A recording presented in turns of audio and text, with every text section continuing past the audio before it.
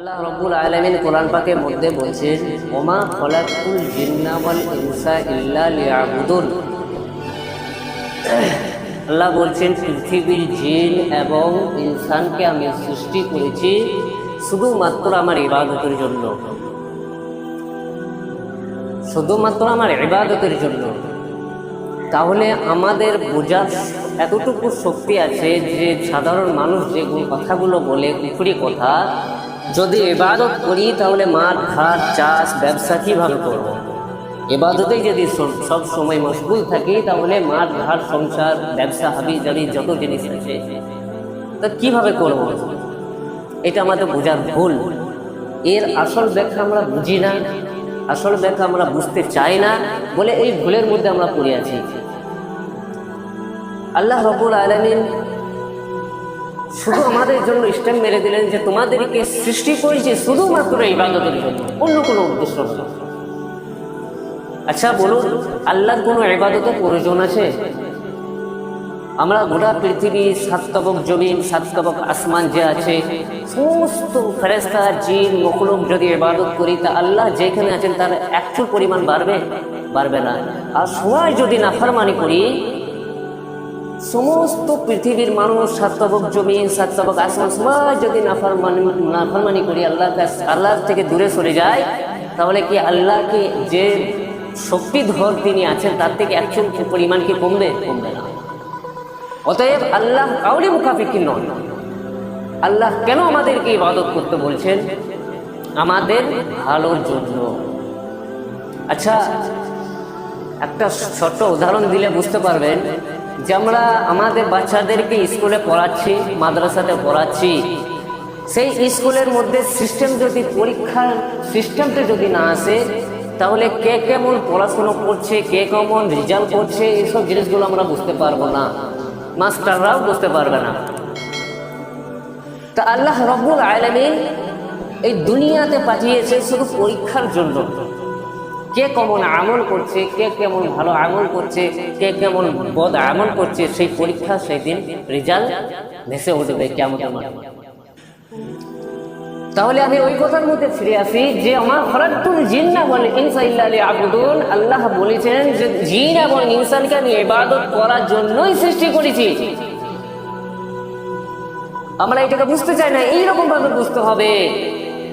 আমি যদি চাষ করি, ওই চাষটাও আমার এক ধরনের ইবাদত হয়ে যাবে।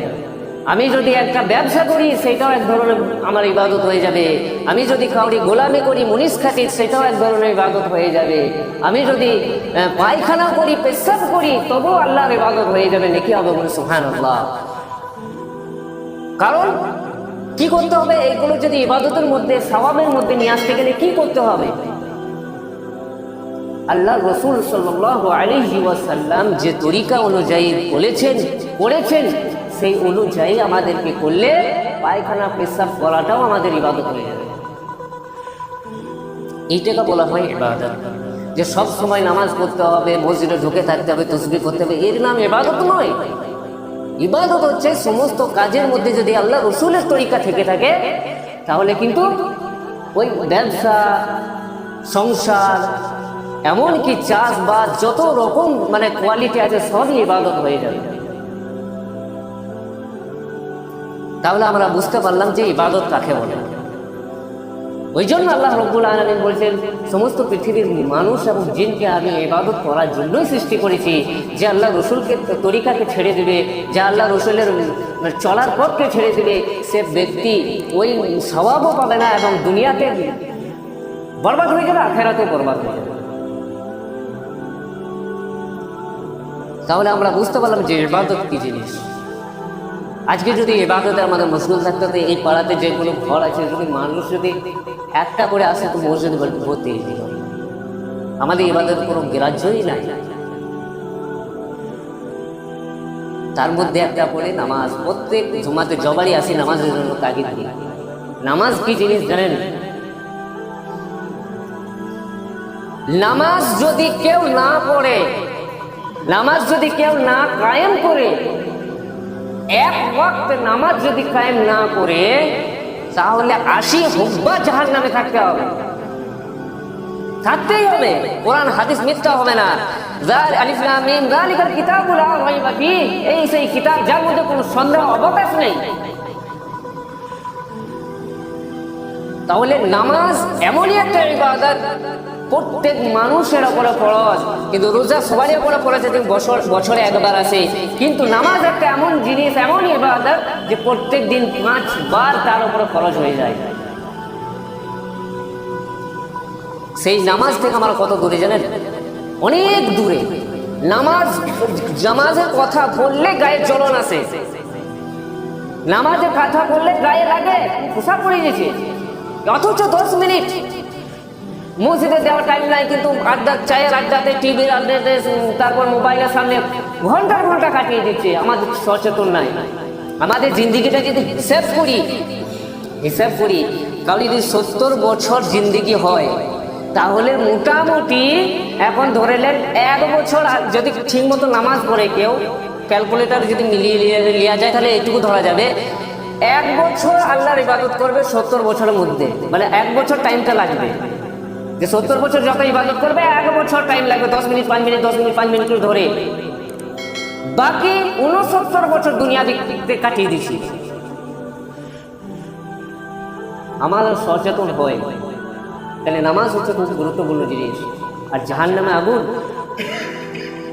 আগুন একটা বর্ণনা একটা মুফাসসির করছেন, জাহান্নামের আগুনের থেকে পুড়ছে জাহান্নামের আগুনে, তাকে তুলে যদি দুনিয়ার আগুনে দিয়ে দেওয়া হয়, তা বলা হয়েছে ছোট ছেলে মায়ের কুলে যেরকম ঘুমিয়ে পড়ে, সেরকম দুনিয়া আগুনে ঘুমিয়ে পড়বে। তাহলে আমরা জানি যে জাহান্নামের আগুন কত কঠোর। সামান্য দুনিয়ার আগুন আমরা হাতে রাখতে পারি না, এই রক্ত মাংস শরীর নিয়ে আমি কিভাবে চলব? আল্লাহ নিজের জন্য ইবাদত বলেননি, বান্দা তোমাদের জন্য ইবাদত, তোমাদেরকে আমি জান্নাতে দেবার জন্য আমি তোমাদেরকে দুনিয়াতে প্রেরণ করেছি।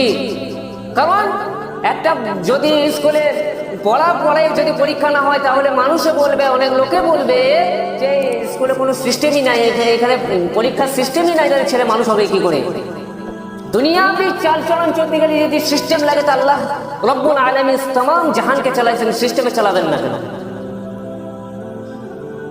এই ইবাদত খুব গুরুত্বপূর্ণ জিনিস। আমরা বুঝি যে সব সময় মসজিদে থাকতে হবে, তা নয়। ইবাদত প্রত্যেক জায়গাতে ইবাদত হবে। চলা বলা, খাওয়া দাওয়া, পেশাব পায়খানা করা, বাথরুম, সমস্ত জিনিসই ইবাদত হয়ে যাবে যদি আল্লাহ রাসূলের তরিকা চলে গেছে।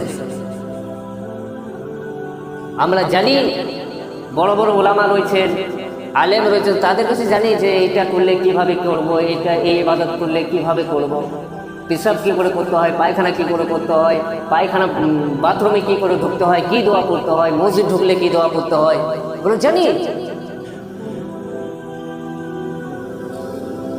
আমরা করবো ইনশাআল্লাহ। আর নামাজের দিকে খুব পাবন্দি দিই। নামাজের জন্য খুব কঠোর হুকুম আছে। নামাজ যদি কেউ ছেড়ে দেয়, আসে হুব্বা জাহান্নামে থাকবে, তার এর অর্থ হচ্ছে, এর ব্যাখ্যা হচ্ছে, আখিরাতের একদিন আমাদের 50,000 বছরের সমান। ক্যালকুলেটরেও ধরবে না যে কতকাল আমাদেরকে জাহান্নামে থাকতে হবে। আর সেই হুব্বা মানে হচ্ছে, মুফাসসিররা বলছেন 1,88,000 বছর। এবারে 50,000 বছর যে দিন হয় আমাদের, সেটার সময় ক্যালকুলেট করে নেবেন যে কত বছর জাহান্নামে থাকতে হবে। এক ওয়াক্ত জেনে বুঝে নামাজ কাজা করে দেবেন। আমরা পড়বো সবাই ইনশাআল্লাহ, বলুন ইনশাআল্লাহ। কারণ এই নামাজ যার জিন্দিগিতে না থাকবে, সে ভালো হতেই পারে না। যার মধ্যে নামাজ নাই, সে মুসলমান হতেই পারে না। এক হাদিসে আসছে, আবু শরীফের একটা হাদিস পড়ছিলাম, আল্লাহ রাসূল সাল্লাল্লাহু আলাইহি সাল্লাম বলছে, কাফেরদের আর মুসলমানদের পার্থক্য হচ্ছে, মুসলমানদের নামাজ থাকবে আর কাফেরদের নামাজ থাকবে না। যার মধ্যে নামাজ চলে যাবে, সে কাফেরদের সমতুল্য হয়ে যাবে। আর নামাজকে যে ইবাদত করব, সেই ইবাদতটাকে বুঝি, ইবাদতটা কি করছি। শুধু রুকু সিজদা করে দিলেই নামাজটা সহি হয়ে যায় না। আমাদের যে শেখার জিন্দেগি শেষ নাই। আমাদের রুকু হচ্ছে না, সিজদা হচ্ছে না, তাসবিহ হচ্ছে না, সূরা কিরাত হচ্ছে না, তাহলে আমাদের নামাজটা কি করে হবে? আমরা অনেকেই বলে থাকি, কিছুদিন আগে বলে গেলাম, ইন্না সলাতা তানহা আনিল ফাহশাই ওয়াল মুনকার, যার মধ্যে নামাজ থাকবে তার মধ্যে গুনাহ থাকতে পারে না। আমাদের নামাজটা হবে কি করে? আমাদের নামাজের ফরজ জানি না, ওয়াজিব জানি না, আমাদের ফরজ ছুটছে না ওয়াজিব ছুটছে কিছুই জানি না, ফরজ ছুটলে কি করতে হবে, ওয়াজিব ছুটলে কি করতে হবে, এগুলো কিছুই জানি না, তাহলে আমাদের নামাজটা কিভাবে হবে? আল্লাহ রসুল যখন হাত পা চলছে না মৃত্যুর সময়, দু সাহাবা কান্দে ভর দিয়ে পা ছেঁচুতে ছেঁচুতে মসজিদে গিয়েছেন নামাজ পড়ার জন্য। তাহলে আল্লাহ রসুল, তিনি নবী, তিনার মাসুম, কোনো গুনাহ নাই, তিনাকে যদি এইরকম অবস্থায় আল্লাহ হুকুম দিয়েছেন যে নামাজ আদায় করতে হবে, তা আমরা কোন বাবার ছেলে? আমরা নামাজের পাবন্দি করি। শেষ কথা আল্লাহ রসুল সাল্লাল্লাহু আলাইহি সাল্লাম বলেছেন, জবারই হাদিসটা পড়ি চোখ দিকে পানি আসে। তিনি ফতেমার কথা বলেন নাই, হযরত আলীর কথা বলেন নাই, তিনি একটাই বাক্য, শেষ শব্দ বেরিয়ে গেছিল মুখ থেকে, আস-সালাতু ওয়াস-সালাতু ওয়া মা মালাকাত আইমানুকুম, বহু কষ্টের মধ্যে মুখ থেকে বেরিয়েছিল আল্লাহ রাসূল সাল্লাল্লাহু আলাইহি সাল্লাম। হে আমার বান্দারা, আমি তোমাদের জন্য নামাজ রেখে চললাম, তোমার নামাজ ছেড়ে দিও না, নামাজ ছেড়ে দিও না। আর তোমাদের কাছে যারা অধীনস্থ কাজ করে খায়, তাদের ঘাম শুকোনো আগে আগে তাদেরকে পাওনা মিটিয়ে দাও। বলবো ইনশাআল্লাহ? ইনশাআল্লাহ। আল্লাহ পাক আমাদেরকে ভালো ভালো আমল করার তৌফিক দান করুন। আল্লাহুম্মা আমিন। ওয়া মা আলাইনা ইল্লাল বালাগ।